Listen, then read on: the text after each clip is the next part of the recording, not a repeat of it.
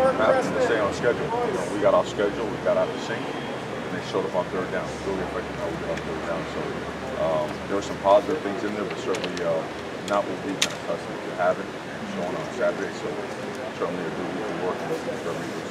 Did it show some on protection issues too in terms of communication? No, protection, most of the issues on that is cover zero. We don't have enough guys to block them off. You know what I mean? In terms of protection, for the most part, it was pretty solid. You know, some really good work done by a lot of the guys. When they bring an extra guy, they only have a certain amount of guys that can block them. So I think sometimes that's lost a little bit in translation. What the reality is what's happening. What do you see from Cal? Cal, physical, aggressive, certainly a much improved team, playing with a lot of energy. You know, it's they're kind of in a similar situation than we are. You know, start off the season, winning 3 games, had a conference game and lost it. So both teams are fighting to get in that win column in conference, and a lot of similarities with our defense. So we see a tremendous opportunity at Blanks. You guys didn't go as deep on the offensive line in the game either last week. You didn't use quite as many guys as you have. That's sort of once you get. Well, you know, felt that those 5 guys were the ones that gave us the best chance to win. And if it was using 7 or 8, we still do it. In that situation, we felt that those were the 5 guys that gave us the best chance. How would you rate the running game in ASU? That? Well, you know, we've been rushing about 300 a game, and that's kind of the standard for what we have. Certainly not up to par to what we want. It's never going to be that way unless we reach certain numbers, certain benchmarks. And when we dug our own hole as an offense.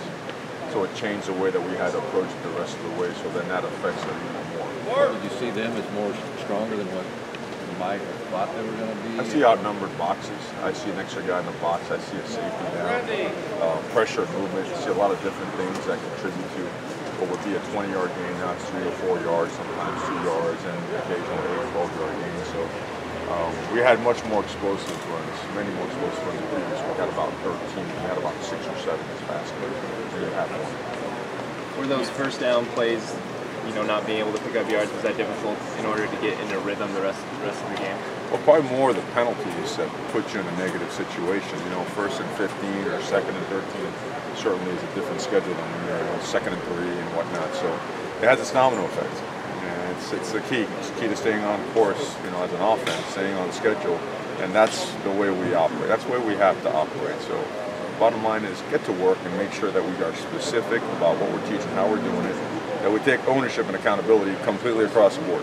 There is no finger pointing. It's about going in there unified and attacking it. And that's been the approach that the guys are all about. So it's obviously a really important day. Did you guys bring, Jalen came out and played last week, was that partly because Nelson wasn't available? Would you have kept him redshirt if Charles was there, or did Jalen just kind of get help? I think Jalen and a bunch of other guys are ready to play. You know, Charles' injury, you know, it is what it is. It's part of the game, right? But there's a lot of guys that are ready to play. And as however the coach sees fit, those guys will play. But they're capable, they're ready, and you saw him in there, he goes in right away, throws a key block to Royce on that power replay. So certainly a guy that we're counting on to continue to contribute. You don't see that all the time from a true freshman. You know, maybe those guys are wanting to make their name receiving and getting stats, and he went in and his first big play was a block on the run. So we're going to judge our skill guys by how they perform with the ball in their hands or without the ball in their hands. So that's key. And nowadays, you know, people say that freshmen are playing all over the country. The advent of, you know, the summer of school and the early enrollee and everything else, it changes the way a freshman can prepare to play. That's why you see them many more playing. This isn't an entirely unique situation across college football, but you got a situation this week where this offensive line's former coach is coming back in with Cal. Is that going to be weird for the guys at all? I mean, what sort of kind of interaction have you kind of caught on from the relationship they had with Coach Grady and Cal? You know, I don't think it ends up being a fact in terms of the game itself. I think when you coach, if you do a good job coaching, you're going to have relationships with your players, and they should last forever. That's the bottom line.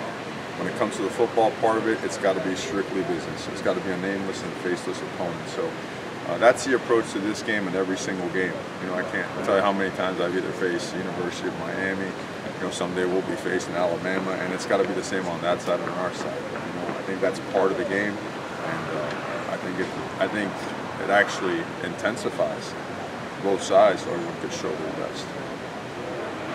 Good. Thanks, Coach. All right, guys.